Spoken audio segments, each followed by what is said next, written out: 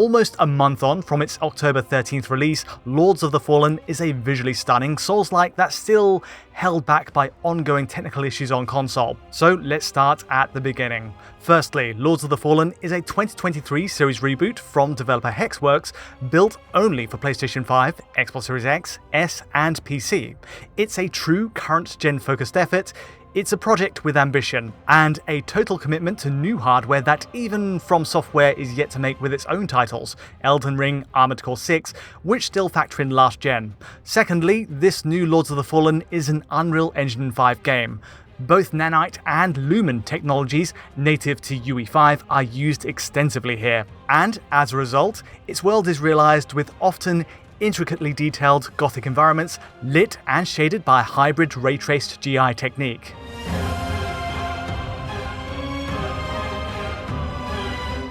The results on first glance are stunning, and it must be said, the game's realm-switching mechanic, letting you jump between two worlds in an instant, is a well-worked twist on the Souls formula.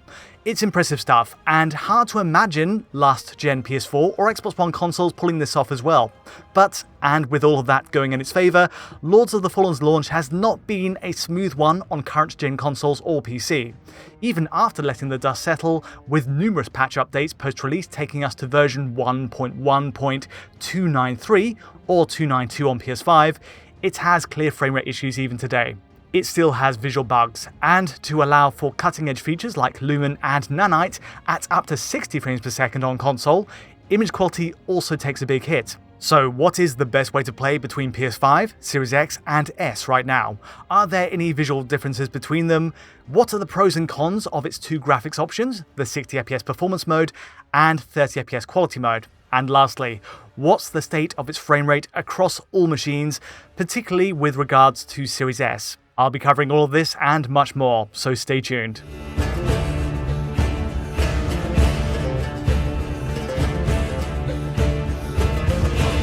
Lords of the Fallen's issues are hard to ignore in its current state. I'll say this up front, the performance hang-ups, in particular on Series S right now, at times make the game hard to play. In a break with the usual format of my tech reviews then, let's go straight for the jugular. Let's get to performance testing in the worst case, kicking off with Series S. Using the 60 FPS performance mode to start, the turnout is at least within expectations during the first few hours of play. But the reality is, 60 FPS is often too high a target for Series S, and that's despite running at a dynamic 720p resolution, with drops to 432p at lowest. So for example, the tutorial area runs at between 50 to 60 FPS as it guides you through the watery Umbral realm, and then the first dragon boss battle, plus segments of the ruined village area beyond it, stretch this reading down to 40 FPS at lowest. Certainly this 40 to 60 FPS range is hardly ideal, but at least motion stands to improve if you have a VRR supporting display. The real trouble spot for Series S though is the first boss battle against Pieta. Once Pieta starts summoning the swords from the heavens, Series S drops down to the mid-20s, and it's here we see the resolution go to its lowest value of 432p as well, with a form of reconstruction in place. But obviously, with such a low base pixel count to work with, the picture quality in motion is often quite poor, with a struggling frame rate too.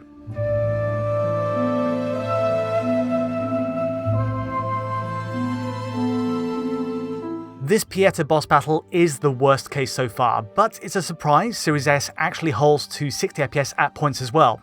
The bigger issue though is the frame rate hang-ups in the current build. Essentially, it's possible for frame times to drop abruptly, causing a visible hitch mid-combat, and in the extreme rare cases, Series S runs continuously in the single frame rate digits as we move between major areas.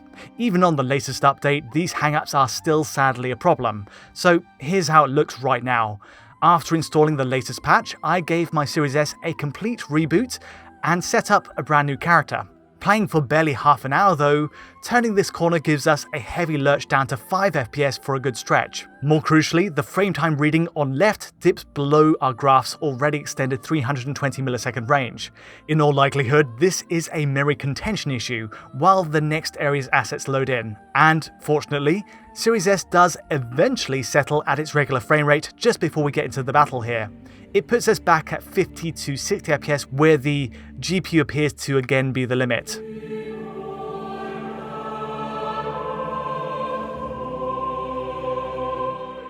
Admittedly, these hang-ups are less frequent today on Series S compared to its launch day state. Still, it happens often enough to be an issue for playability, and moving quickly between major areas is the most typical trigger. Equally, the longer the PlayStation, the more likely I found it to see hitching occur. It's worth noting that online play is disabled for all testing in the settings menu, ruling out networking issues, and so again, most likely, this relates to an issue with memory management or a CPU bottleneck as assets load in too quickly for Series S to handle.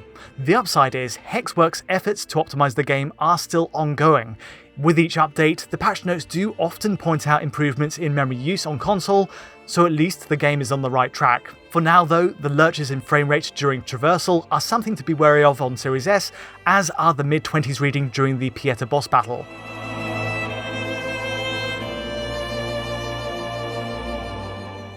Next along is Xbox Series X, and here's some good news at least. In practically every area where Series S drops into the 40s or 30s, Series X pushes a reading much closer to 60 FPS. Whether it's across the village or even the opening to the Pilgrim's Perch area, it fixes at 60 far more consistently. The baseline performance is generally more solid, if not entirely perfect. Eventually, certain spots pull into the 50s and even the 40s, the two classic stress points being the Pieta boss battle and the Skyrest hub.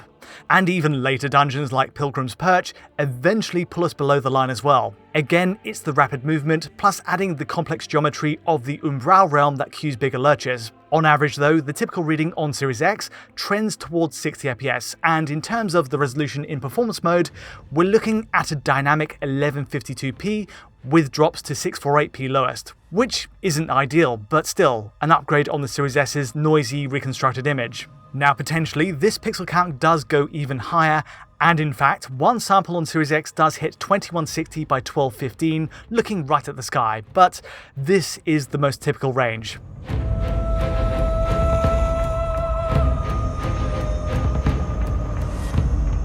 Sadly, with regards to Series X, there's still a catch. Hitching and performance hangups on Series X are also an issue during combat and quick traversal. It's not as frequent as Series S, and it takes a lot more playtime to reach the same low frame rates in my experience, but when it happens, it's impossible to ignore. This is, again, a brand new character on my Series X test, and for roughly 2 hours of play, there's little issue.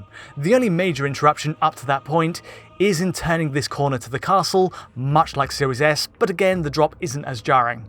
The biggest issue, in my case anyway, kicked in after warping back to an early checkpoint and running from the opening village to the Skyrest hub. Again, across this courtyard, there's a huge bottleneck that's throttling our performance down to 1 frame per second, sometimes even 0. It's worse than any experience I've had on Series S, though I do suspect it's possible to hit this level on both consoles with enough time.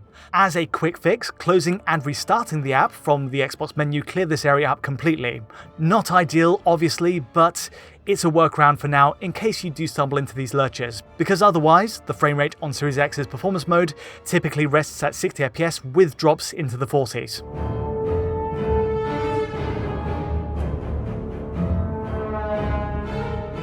Sticking to performance testing, let's see PS5 in action. Both PS5 and Series X are identical in their visual setups, and again we're peaking at 1152p resolution here, with 648p as the lower bounds. Also, the frame rate itself is often a direct match for Series X. Expect to see it at the top 60 FPS line, but there are major areas like the Skyrest hub and the Pilgrim's Perch, which eventually pull us again into the 50s and 40s. Especially so while in the more complex Umbral realm, but on the whole this is very comparable. The upside for PS5, in my experience at least, is that hitching is drastically reduced, certainly next to Series S and X. The most standout frame time spikes are really in traversal and also when switching realms, and they're minimized for Sony's machine. So let's compare all three consoles directly here to get a sense of the frequency of drops. This is a matching run across the world, with each console tested after a fresh reboot. We're playing in the more taxing Umbral realm as well, and it's clear Series S trails the pack here, down to 40 FPS where the premium consoles hit 60 FPS. Unfortunately, on turning this corner up to the castle, it's really the two Xbox machines on left here that have the more visible traversal hitches, the bigger frame time spikes on the left side graph. So based on the first few hours of play at least, it does seem PS5 has an advantage overall when running on the performance mode.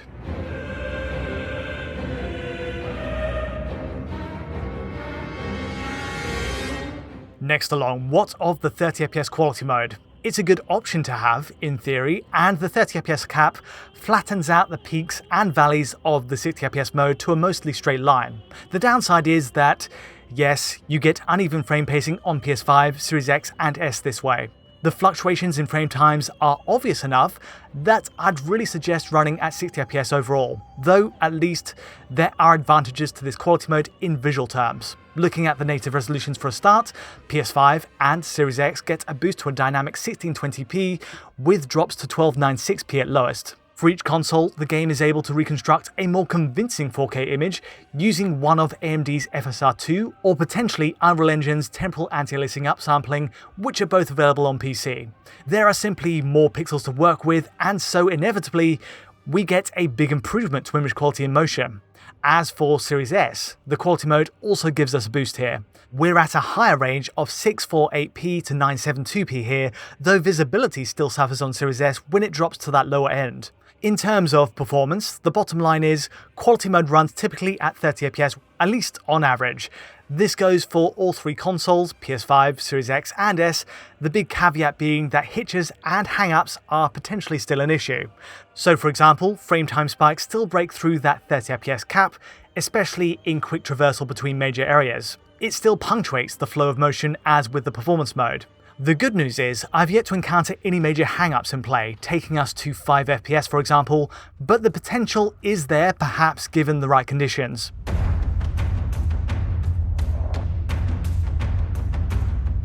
There are a few upsides to running on the 30fps quality mode. In comparison, firstly, you'll note world shadow quality is boosted a preset, in particular for suncast shadows.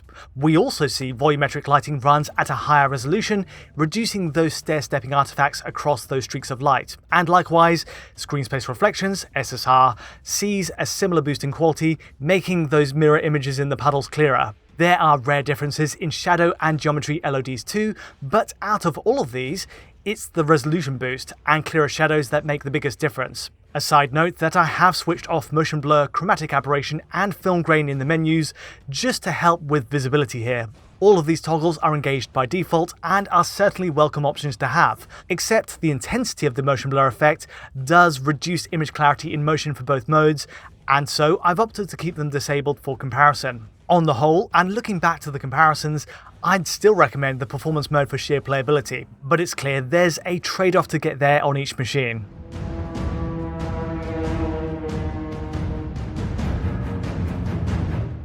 The final question then, how do the consoles compare? Taking the 60fps performance mode, there's very little to split Series X and PS5 visually. Now at launch, PS5 was missing foliage, grass, but on the latest build they're now on par, and with a matching resolution range on each mode as well. It's in comparison with Series S that we see more revealing differences. Of course, at peak, we're hitting 720p on Series S with 432p as the extreme lowest figure. And even reconstructed, this gives us some of the muddiest image quality I've seen on the console to date. Fundamentally, this is the price we have to pay for a 4 teraflop machine to push for a matching feature set to PS5 and Series X, to get nanite, to get lumen, to have it all running at 60fps. In comparison with Series X's own performance mode then, Series S struggles to match up. Image quality suffers, but there's also visible cuts in settings elsewhere. The quality of the volumetric effect is lowered, we see lower texture quality, and even geometry on trees and cave formations reverting to a lower grade geometric model. Above all though, it is the image quality, the 432p to 720p range on Series S, which sticks out most, and combined with the lower overall performance in targeting 60, it's a much harder sell.